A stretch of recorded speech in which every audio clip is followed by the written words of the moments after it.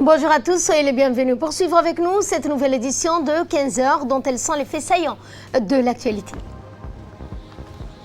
Le chef de l'État Ismaël Omar Guelleh a présidé ce matin les travaux de la 19e séance du Conseil des ministres.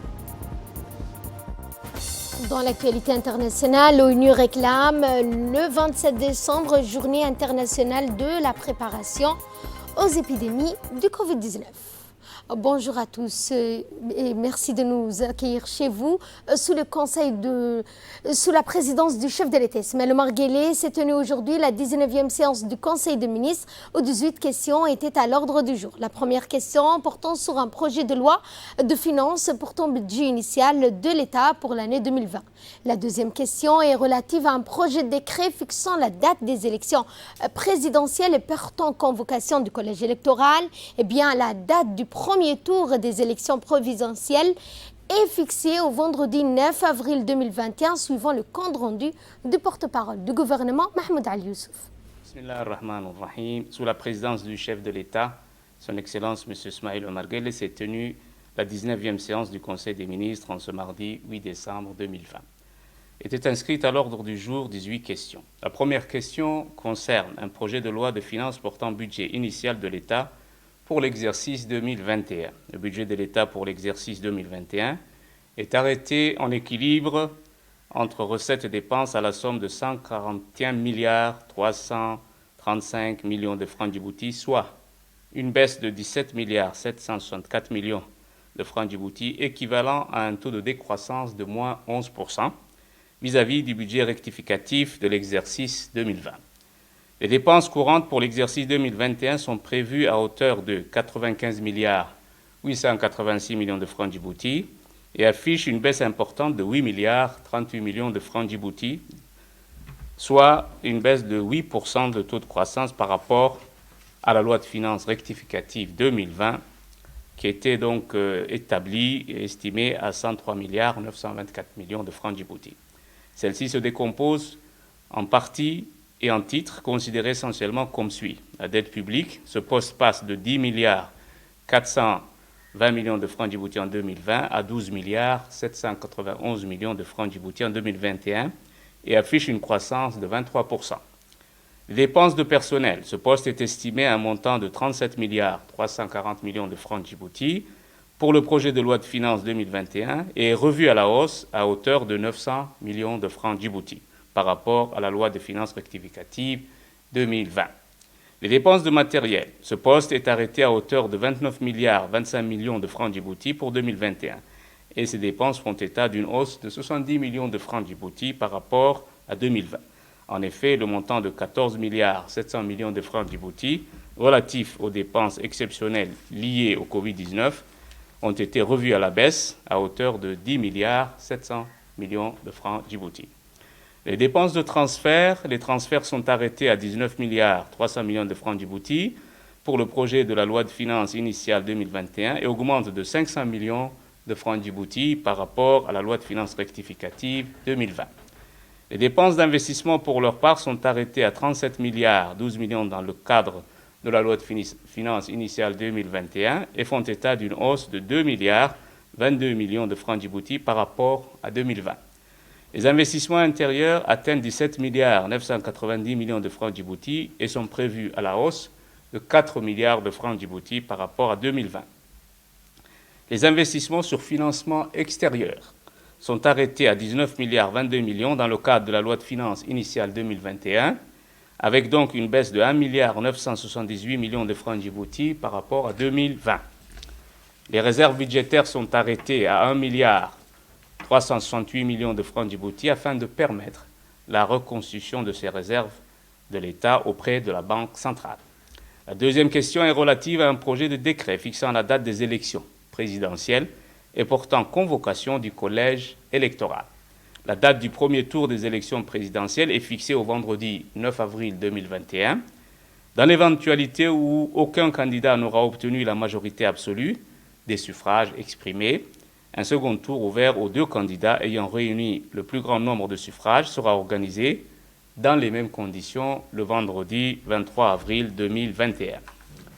La troisième question concerne un projet d'arrêté portant approbation du budget prévisionnel pour l'exercice 2021.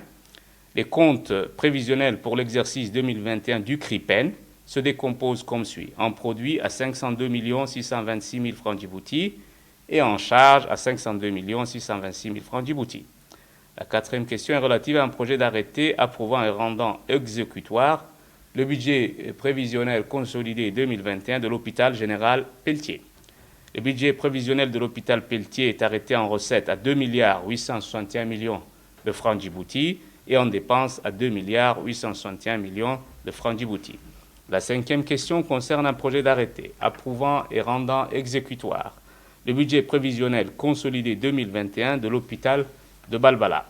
Ce budget prévisionnel consolidé 2021 de l'hôpital de Balbala s'élève à 741 784 000 francs Djibouti. La sixième question concerne un projet d'arrêté approuvant et rendant exécutoire le budget prévisionnel 2021 de l'hôpital Dr Shakib Saad. Ce budget prévisionnel 2021 de l'hôpital Dr Shakib Saad s'établit en recettes à 288 177 000 francs Djibouti, en investissement à 121 300 000 francs Djibouti, en fonctionnement à 168 817 000 francs Djibouti, en dépenses à 288 117 000 francs Djibouti. La septième question est relative à un projet d'arrêté approuvant et rendant exécutoire le budget prévisionnel 2021 de l'hôpital Dar al-Hannan. Le budget prévisionnel de l'hôpital Dar al-Hannan s'équilibre en produits et en charges à 701 798 000 francs Djibouti et se décompose comme suit. En investissement à 277 millions de francs Djibouti, en budget de fonctionnement à 424 798 000 francs Djibouti. La huitième question est relative à un projet d'arrêté approuvant et rendant exécutoire le budget prévisionnel consolidé 2021 du Centre national de référence en santé de la reproduction, Husseina. Le budget du centre pour l'exercice 2021 s'établit en recettes à 87 797 000 francs Djibouti et en dépenses au même montant. La neuvième question concerne un projet d'arrêté approuvant et rendant exécutoire le budget prévisionnel consolidé 2021 de l'Institut national de la santé publique de Djibouti. Le budget de l'Institut national de la santé publique de Djibouti est présenté en équilibre à la somme de 141 66 000 francs Djibouti et se décompose comme suit. En investissement à 38 720 000 francs Djibouti, en fonctionnement à 102 346 000 francs Djibouti. Ensuite, le Conseil s'est penché sur les autres questions ayant trait au projet d'arrêté approuvant et rendant exécutoire le budget prévisionnel de l'année 2021. Eh bien, ce budget, c'est le budget de l'ONEA, de l'ADDS, de l'EDD, de la Société internationale des hydrocarbures, de l'ARULOS, de l'ODEPIC. Eh bien, en fin de séance, le ministre de l'Éducation nationale a fait une communication sur la commémoration du 20e anniversaire de la refondation de l'école djiboutienne. Réécoutons ensemble le porte-parole du gouvernement, Mahmoud Ali Youssouf. La dixième question est relative à un projet d'arrêté portant approbation du budget prévisionnel de l'ONEAD pour l'exercice 2021. Le budget 2021 de l'ONEAD est arrêté comme suit: en produit à 9 74 millions de francs Djibouti et en charge à 9 39 millions de francs Djibouti. Résultat prévisionnel positif de 34 912 000 francs Djibouti. La 11e question est relative à un projet d'arrêté portant approbation et rendant exécutoire le budget prévisionnel pour l'exercice 2021 de l'Agence djiboutienne pour le développement social. Le budget prévisionnel de l'ADDS s'établit comme suit: en charge à la somme de 445 802 000 francs Djibouti, en produit à la somme de 445 802 000 francs Djibouti et en investissement à 4 32 millions de francs Djibouti. La 12e question concerne un projet d'arrêté portant approbation et rendant exécutoire le budget prévisionnel de l'électricité de Djibouti pour 2021. Le budget de l'EDD pour 2021 s'établit comme suit: en produit à 29 479 millions de francs Djibouti, en charge à 28 672 millions de francs Djibouti, soit un résultat bénéficiaire de 801 millions de francs Djibouti. Le montant des investissements est estimé à 26 226 millions de francs Djibouti. La participation des tiers aux investissements à 1 779 millions de Djibouti Les emprunts capital à rembourser à 1 milliard 487 millions de francs Djibouti. La 13e question concerne un projet d'arrêté portant approbation et rendant exécutoire le budget provisionnel de la Société internationale des hydrocarbures de Djibouti. Ce budget prévisionnel 2021 de la SIDH s'élève en produit à 29 milliards 372 millions de francs Djibouti et en charge à 28 milliards 698 millions de francs Djibouti, soit un résultat bénéficiaire de 674 millions de francs Djibouti. Le budget d'investissement sera de 141 390 000 francs Djibouti. La 14e question concerne un projet d'arrêté portant approbation du budget prévisionnel 2021 de l'Agence de réhabilitation urbaine et du logement social, plus connu sous l'acronyme d'ARULOS. Le budget prévisionnel 2021 de l'ARULOS est établi comme suit. En produit à 3 milliards 815 millions de francs Djibouti et en charge à 1 milliard 92 millions de francs Djibouti, soit un résultat net de 2 milliards 645 millions de francs Djibouti. La 15e question est relative à un projet d'arrêté portant approbation du budget prévisionnel de l'Office djiboutien de la propriété industrielle et commerciale pour l'année 2021. Le budget prévisionnel 2021 de l'ODEPIC s'établit comme suit. En produit à 312 783 000 francs Djibouti et en charge à 275 783 000 francs Djibouti. Trois projets d'arrêté ont été présentés par le ministre du budget concernant les parcelles de terrain. Le premier arrêté, donc en date du 23 décembre 2018, portant attribution à titre onéreux à raison de 1 500 francs le mètre carré au profit du ministère du Logement, donc d'une parcelle 6 à Balbala Sud et d'une superficie de 110 hectares dans le cadre du programme Zéro Bidonville. L'arrêté suivant,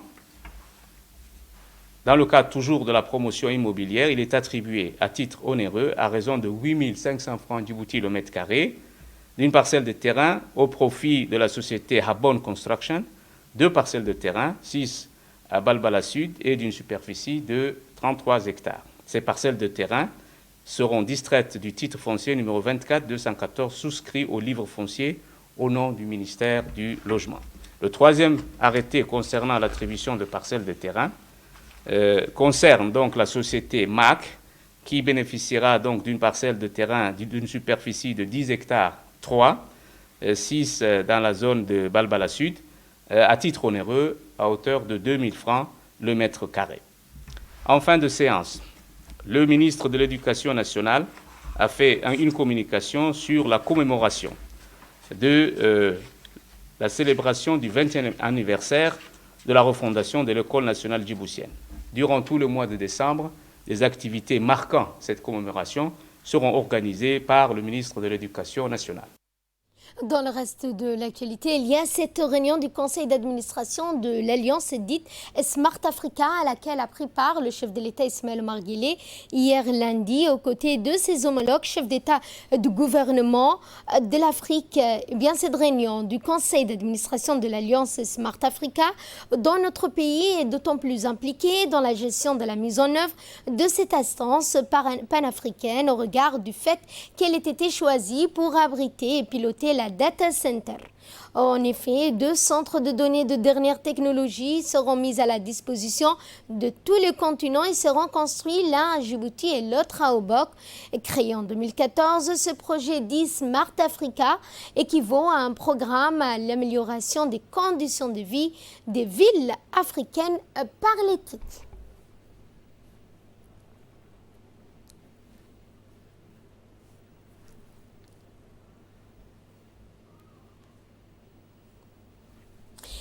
Il est l'heure à présent de retrouver l'appel de la prière d'Al-Asr. On se retrouve dans quelques instants.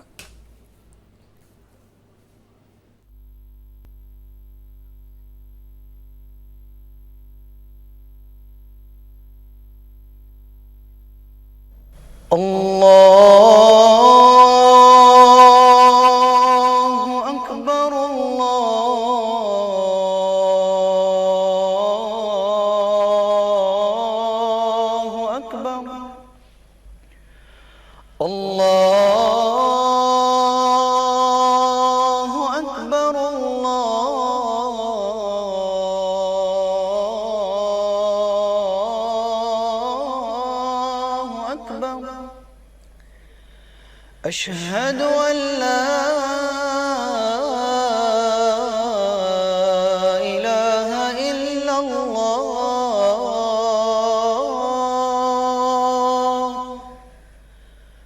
أشهد أن لا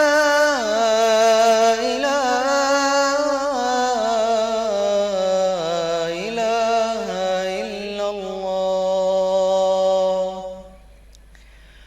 أشهد أن محمد رسول الله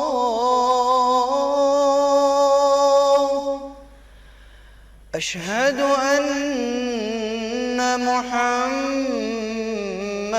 رسول الله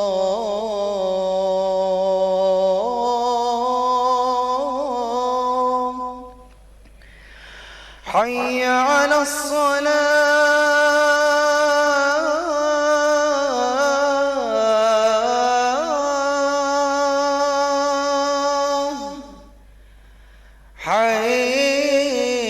حي على الصلاة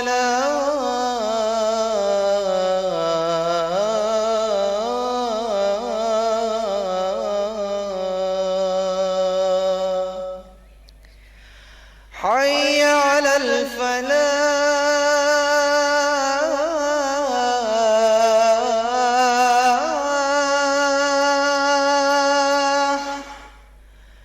حي على الفلاح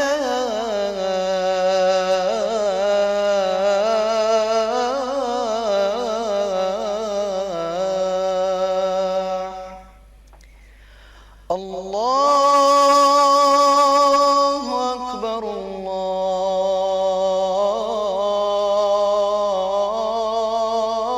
الله أكبر لا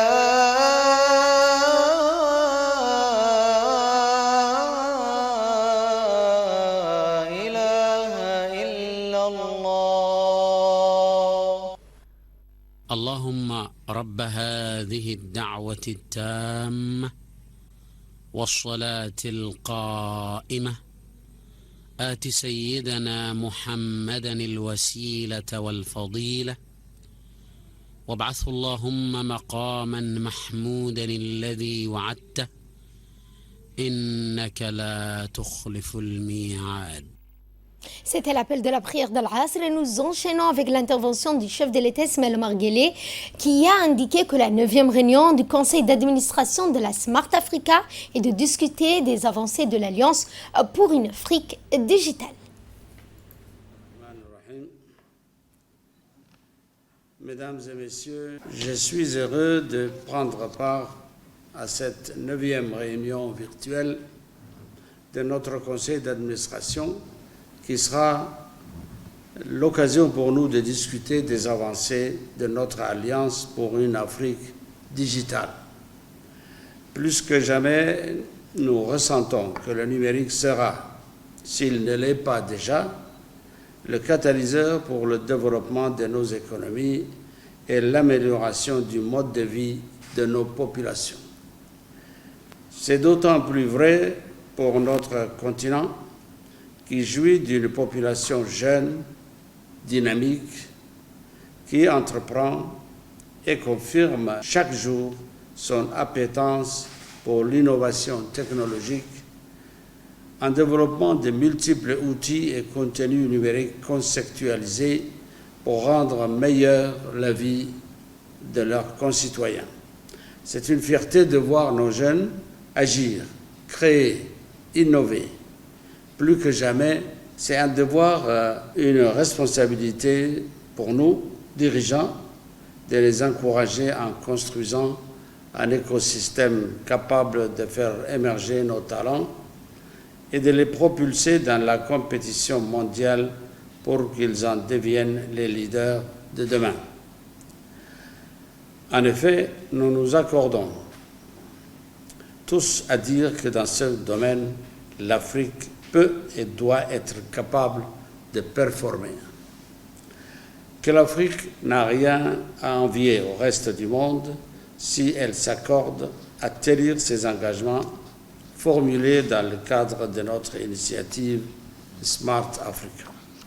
Le développement des infrastructures, l'amélioration de la connectivité, la formation du capital humain sont des facteurs identifiés comme étant propices au développement de l'économie digitale et l'inclusion numérique dans nos pays respectifs. Notre agenda, Monsieur le Président, est de créer les synergies nécessaires pour les réaliser au niveau local, mais aussi régional, et notamment à travers les interconnexions de nos infrastructures, l'harmonisation de nos réglementations, l'accès aux ressources financières par le biais d'une orientation plus franche des fonds africains donnant la priorité à ce secteur.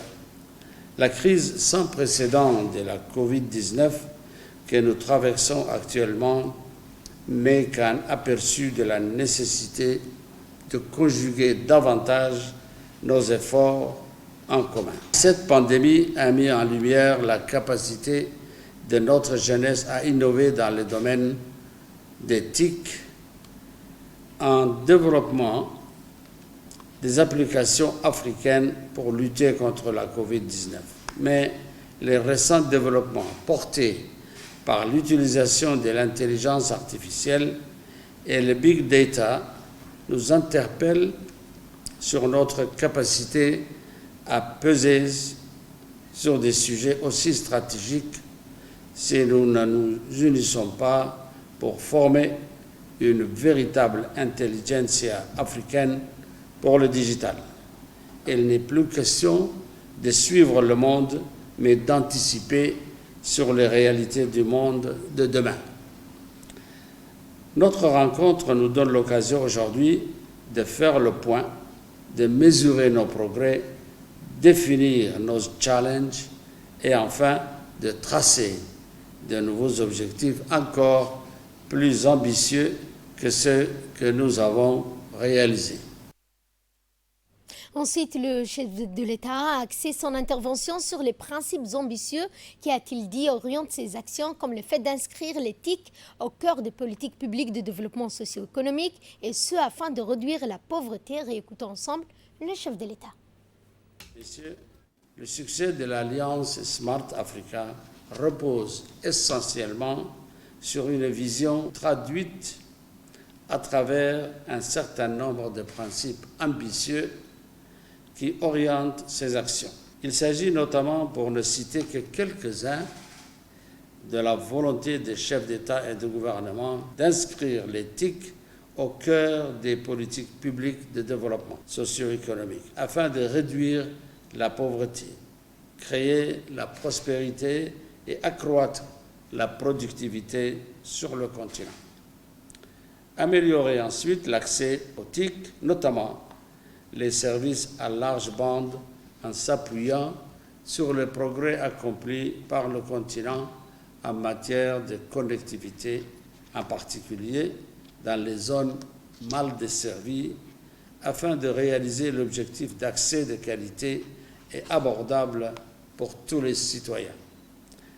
Mettre à contribution l'éthique pour promouvoir le développement durable en maintenant les gains réalisés en matière de développement socio-économique, tout en misant sur l'éthique pour autonomiser les femmes et la jeunesse afin de promouvoir l'inclusion sociale, en particulier les personnes handicapées.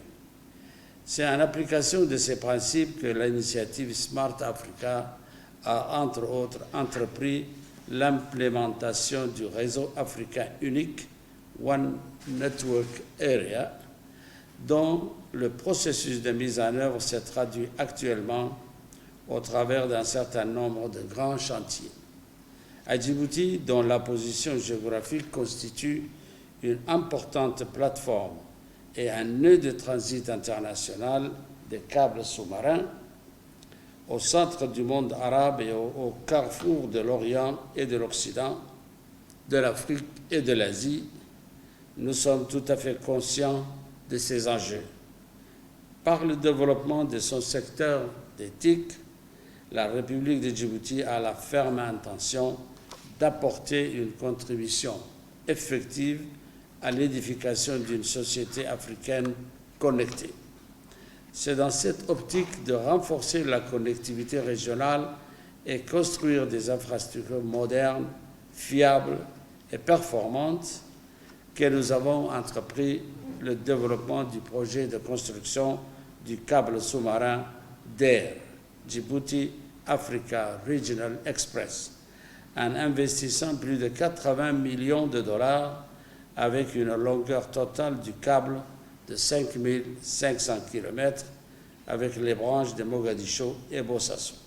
Le projet consiste à interconnecter deux principaux hubs de télécommunications en Afrique de l'Est, à savoir Djibouti et Mombasa au Kenya, avec deux autres branches d'interconnexion secondaire qui permettront de relier le tronc principal du système avec Mogadiscio et Bosaso en Somalie.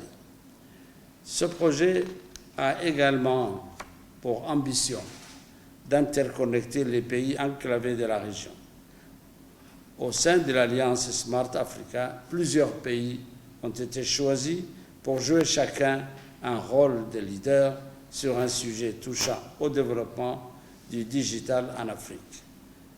Djibouti a été chargé de développer l'infrastructure et les capacités de stockage et de traitement des données en Afrique, à savoir les data centers. À cet effet, nous avons entrepris le développement d'un projet qui donnera naissance au premier data center écologique du continent, situé dans une ville côtière au nord du pays, à Obok. Nous visons à développer un parc de data centers présentant les meilleurs standards en matière de fiabilité de fonctionnement, en tiers 3 ou tiers 4, de sécurisation physique, de connectivité, de modularité et de performance énergétique. Une fois de plus, la position géographique de Djibouti jouera en sa faveur, car ces data centers seront situés à mi-chemin entre l'Asie et l'Europe, mais seront aussi une porte d'entrée numérique du continent africain, offrant ainsi un temps de latence idéal. Mesdames et messieurs, 2020 a démontré que les capacités numériques sont le fondement même de l'économie actuelle et que les infrastructures numériques sont aussi, sinon plus essentielles que les autoroutes ou les trains, ponts et ports. L'Afrique, si elle a accumulé un retard en infrastructure physique, peut néanmoins faire un bond numérique sans précédent qui lui permettra de non seulement de dépasser ce retard, mais pourquoi pas devancer le reste du monde. Comme c'est déjà le cas depuis une dizaine d'années sur le mobile money, par exemple. Je suis convaincu qu'en misant sur la complémentarité de nos atouts, la mutualisation de nos ressources et moyens, qu'à travers la vision et les divers projets développés par l'Alliance Smart Africa, avec l'aide et le support indispensable du secteur privé, nous pourrons atteindre nos objectifs pour faire de nos concitoyens les acteurs de la société de l'information d'aujourd'hui et de demain. Nous y croyons fermement. Eux, nos jeunes concitoyens, s'impatientent déjà. Je vous remercie de votre attention. Et cet hommage du président de la République à la mémoire de feu Numa Moussa Roblé, le président de la République Ismaël Omar Guelleh a salué la mémoire de feu Numa Moussa, patriote connu et apprécié pour son engagement constant en faveur de la fraternité entre Djiboutiens, et décédée hier. Fervente militante du Rassemblement populaire pour le progrès, elle forçait l'estime à travers sa capacité à mobiliser et à convaincre du bien fondé des valeurs de notre famille politique, a indiqué le chef de l'État. Décédée hier lundi, Numa Moussa Roblé laisse derrière elle un mari, 7 enfants et petits-enfants. Nous prions le tout miséricordieux de l'accueillir dans son paradis éternel. Inna lillah wa inna ilayhi raj'un. Dans le reste de l'actualité, l'Agence nationale des personnes handicapées, l'ANPH, en collaboration avec le FUNEAP, a organisé ce matin au Palais du Peuple une rencontre dédiée à la mobilisation contre les violences faites aux femmes handicapées. Cette cérémonie a vu la participation du président de l'Assemblée nationale, Mohamed Ali Houmed, le président de la Commission nationale des droits de l'homme, le secrétaire général du ministère de la Justice, la représentante du FUNEAP, le directeur général de l'ANPH, le président des réseaux des personnes handicapées. Objectif de cette cérémonie, d'inscrire les activités de sensibilisation faites aux femmes, qui se dérouleront pendant 16 jours dans l'intérieur du pays. Qui démarre le 25 novembre, date de la Journée nationale pour l'élimination de la violence à l'égard des femmes.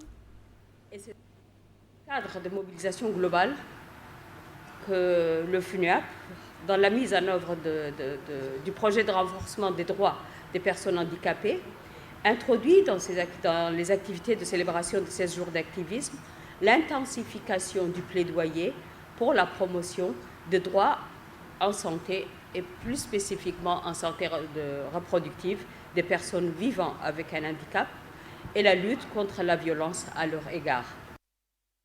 À présent, les interventions du président de la CNDH et du secrétaire général du ministère de la Justice. La question d'aujourd'hui est, de mon point de vue, la plus à propos, pour ne pas dire la plus importante, parce que, vous le savez, les violences faites aux femmes et le handicap sont liés. À ce propos, vous me permettrez de livrer une petite phrase, mais non moins profonde, de la présidente de l'Association des femmes autistes francophones, qui disait « Si le handicap accroît le risque de violence, les violences accroissent également le handicap ».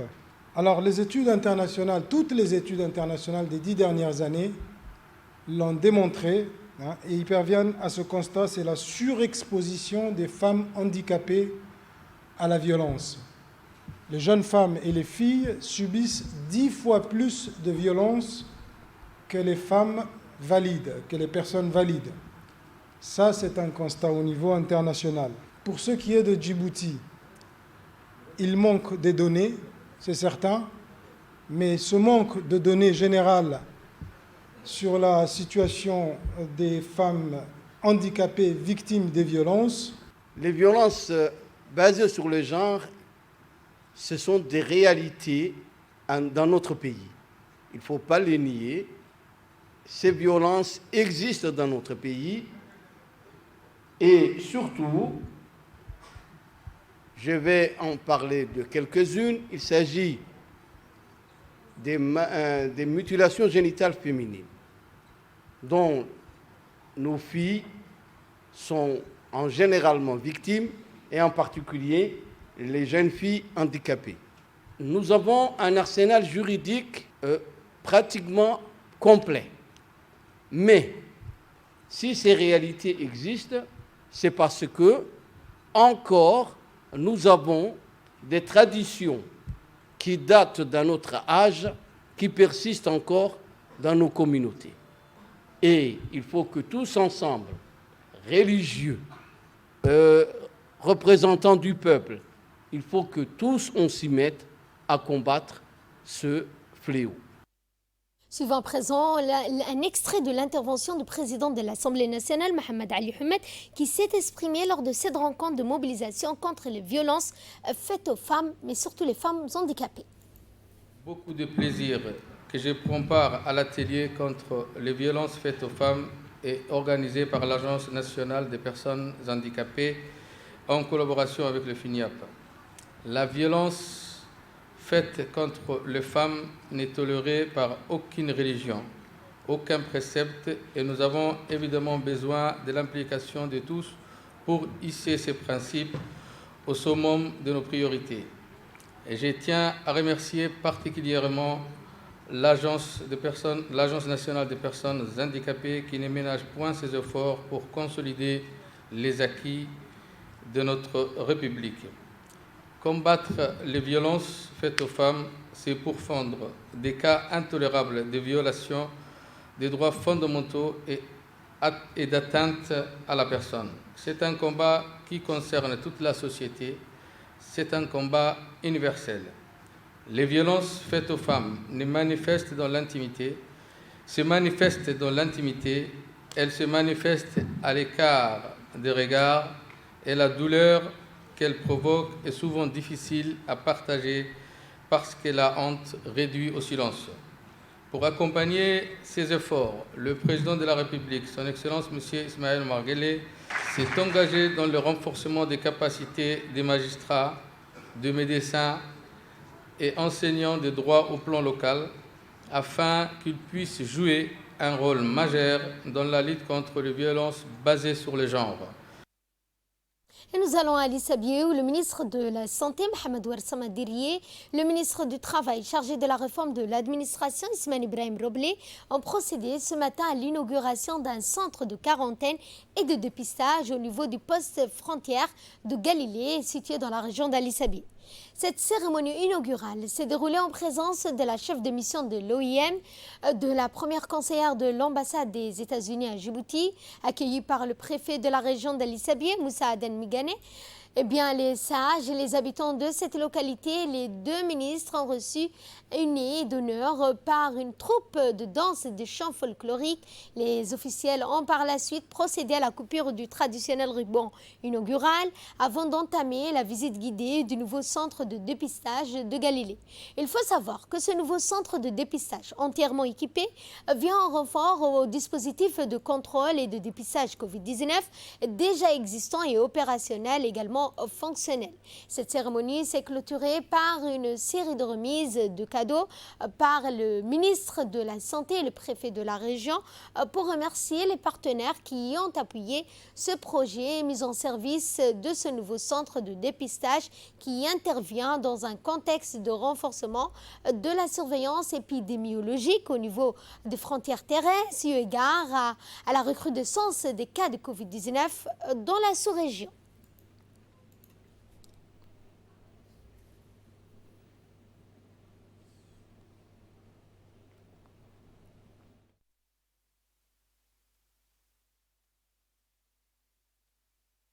Leurs interventions respectives, la chef de mission de l'OIM et la première conseillère de l'ambassade américaine ont rappelé que la mise en service de ce centre a été rendue possible grâce aux efforts conjugués de tous les partenaires impliqués dans cette lutte contre la pandémie du Covid-19.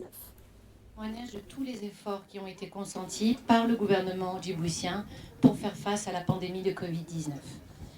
Il est également le témoignage de tout le support qui a été donné par la communauté internationale pour faire face à cette pandémie. Je profite donc de cette occasion pour féliciter le gouvernement djiboutien et plus particulièrement Monsieur le ministre de la Santé pour la réponse exceptionnelle au Covid-19 dans le pays et pour toutes les actions qui ont été menées par son ministère. Un grand merci également aux équipes du ministère de la Santé avec qui nous avons travaillé en étroite collaboration. Enfin, je tiens à souligner que ce centre fait partie des nombreuses actions que l'OIM a menées dans le pays en réponse au Covid-19, notamment dans la région d'Alissabié, où nous avons également contribué à la mise en place du centre de quarantaine pour migrants à Aoussa. Je suis très heureux d'assister à cette cérémonie d'ouverture ce matin avec vous. Le peuple américain, par le gouvernement américain et par l'OMI, soutiennent les efforts par le gouvernement djiboutien de faire face à cette pandémie contre le Covid-19. Et nous sommes également heureuses de contribuer notre finance à cet effort ici, en son effort ici. Et le ministre de la Santé, Mohamed Ouarsama Dirié, a loué quant à lui l'appui indispensable des partenaires techniques et financiers pour mener à bien cette riposte nationale engagée contre la Covid-19. Le plaisir de présider ce matin la cérémonie d'inauguration du centre de dépistage de la Covid-19 ici à Galilée. À travers la réalisation de ce centre, nous poursuivons le choix d'un dépistage massif et précoce jusqu'à là. qui a été notre stratégie pour identifier au plus vite possible les cas positifs, les isoler et les traiter. Avec ces nouveaux centres, tous les voyageurs entrant dans le territoire par les postes frontaliers terrestres de Guélilée bénéficieront d'un test rapide à la Covid-19. Les voyageurs testés positifs seront pris en charge par les services de santé conformément aux lignes directrices mises en place par le comité scientifique et technique. Toutes ces mesures visent à limiter les risques d'introduction des virus à travers les frontières terrestres. Mesdames et messieurs, nous ne cesserons de le rappeler. La maladie du Covid-19 est toujours là. Nous devons poursuivre sans relâche le respect des mesures barrières et pratiquer la distanciation physique d'au moins 1 mètre. Au personnel de santé dans son ensemble et ceux exerçant au poste frontalier Guélilée en particulier, je voudrais leur demander de redoubler de vigilance et de veiller à apporter aux voyageurs tous les soins nécessaires. Ce centre devra également servir à endiguer toutes les autres maladies à potentiel épidémique récurrentes dans notre pays. À la population de la région, ce centre de dépistage est désormais le vôtre. Je vous demande d'en prendre les plus grands soins au bénéfice de votre communauté et celle au-delà de nos frontières. Puisse Allah, le Très-Haut, continuer à nous protéger. Et après donc la rencontre du secrétaire d'État à la jeunesse et au sport, Hassan Mohamed Kamil, hier, la délégation de l'OIF conduite par Mme Louise Mouchi-Kawabo a visité les différentes CDC. C'est donc le CDC de Quartier 7 qui a donc eu l'honneur d'accueillir Mme Mouchi-Kawabo, secrétaire générale de l'OIF. Cette rencontre de ce CDC a permis à la secrétaire générale de l'OIF de voir de plus près les centres de jeunes. Ou bien elle a été accueillie par des chants, des danses folkloriques de différentes composantes nationales du pays. La terre s'est formée en 5 ans. Francophonie n'a s'académie Hawaii Tanora Navame. Saratanora Aizugaizele. Francophonie n'a s'académie Hawaii Tanora Navame. Saratanora Aizugaizele.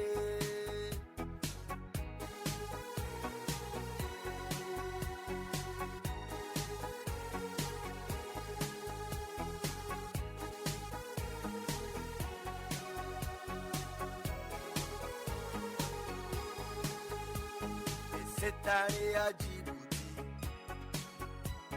c'est au tour de la bibliothèque numérique, et la francophonie dans toute la République.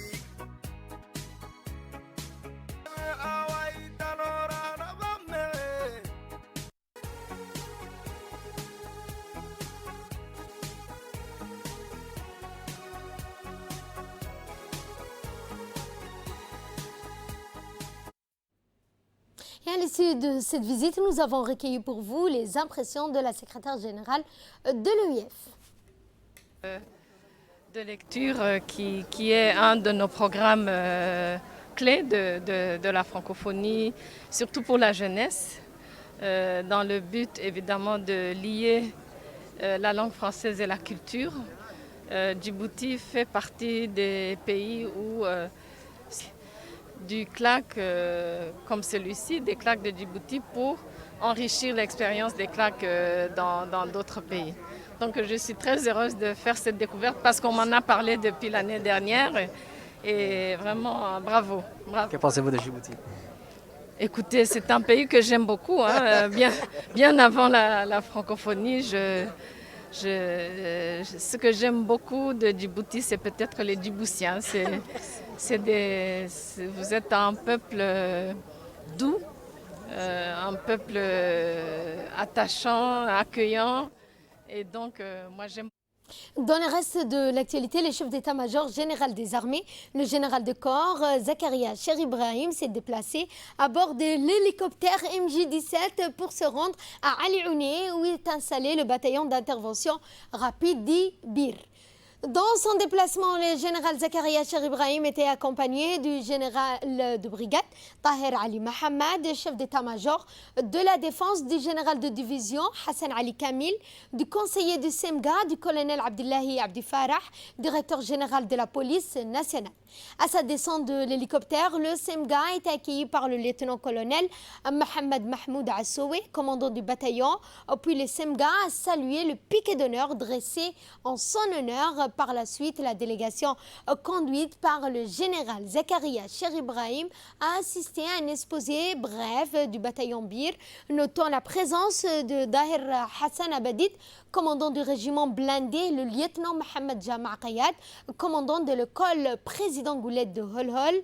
L'objet de cette présentation était faite par le lieutenant-colonel Mohamed Jama' Kayad, commandant de l'école militaire du président Gouled de Holhol, était axée sur les zones de responsabilité des éléments prépositionnés dans cette zone de lutte contre la contrebande, fléau national qui gangrène l'économie nationale. Il était question de discuter et de réfléchir ensemble des voies et moyens de contrer la contrebande en République de Djibouti. Ensuite, au terme de la présentation théorique, le général Zakaria Cheribrahim a entamé la revue des troupes à la place du rapport de Ali Ouneh. Ensuite, le SEMGA a entrepris la promotion de grades supérieurs des militaires qui ont excellé dans le domaine. Et ces lauréats se sont fait remarquer par l'excellence du travail accompli dans l'exécution des tâches assignées et leur volonté à toute épreuve. Fiers de leur rendement, le SEMGA les a félicités à travers cette promotion et les a exhortés à s'investir davantage pour donner le meilleur d'eux-mêmes. Force de constater que le bataillon d'intervention rapide témoigne de la volonté de la stratégie militaire du président de la République, chef d'État et de gouvernement, mais aussi chef suprême des armées, concrétisée par le chef d'état-major général des armées. Le bataillon d'intervention rapide se veut le noyau offensif des forces armées djiboutiennes créées en 2017.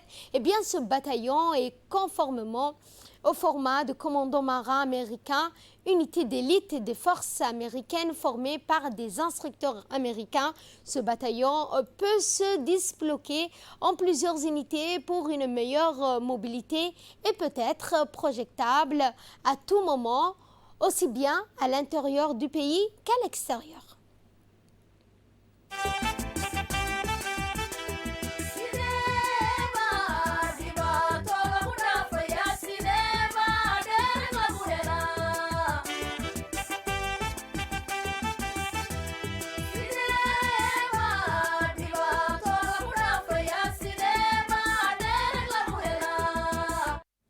Et en marge de la cérémonie de promotion au grade supérieur, le général Zakaria Cheribrahim, chef d'état-major des armées, a assisté à l'exposition des moyens logistiques d'appui. En effet, les forces américaines ont doté le bataillon d'intervention rapide de 48 véhicules tactiques blindés. Ces véhicules jouent un rôle majeur dans la mobilité de ce bataillon et quant à sa capacité à se disloquer en unités élémentaires. Outre sa capacité de mobilité, ces véhicules tous blindés permettent de résister aux armes légères et offrent meilleure protection contre les explosions de mines sous les camions comme les engins explosifs emprisonnés ou bien les engins des mines qui sont posées sous les blindés. De son côté, le bataillon Bir a fait valoir son savoir-faire technique et tactique à des démonstrations de combat face à un ennemi et le maintien des armes. Ainsi, le général Zakaria Cher Ibrahim a assisté au montage et démontage d'un pistolet automatique utilisé dans la protection des autorités VIP. Regardons un extrait de cette démonstration.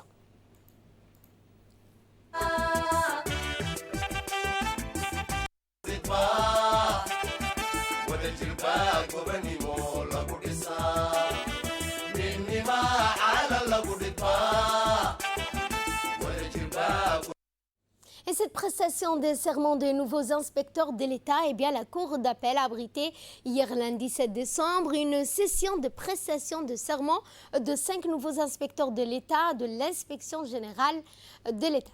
Eh bien, cette cérémonie s'est déroulée à la cour d'audience solennelle de la cour d'appel présidée par la première présidente de la dite cour, Mme Numa Ali Wersama. Ces 5 nouveaux inspecteurs de l'État ont été nommés par décret du président de la République, décret numéro 640-3. Il s'agit respectivement de Mme Hawa Sharmake, M. Younis Abdurrachid Ibrahim, de Cher Abdi et de M. Ibrahim Mohamed Dato, Mokhtar Abdi Jama. Ces jeunes femmes et hommes se sont engagés à accomplir leurs fonctions avec impartialité, intégrité dans le respect de la construction des lois et des règlements en vigueur en République de Djibouti. Fin de ce journal, merci à vous de nous avoir suivis. Excellent après-midi à toutes et à tous.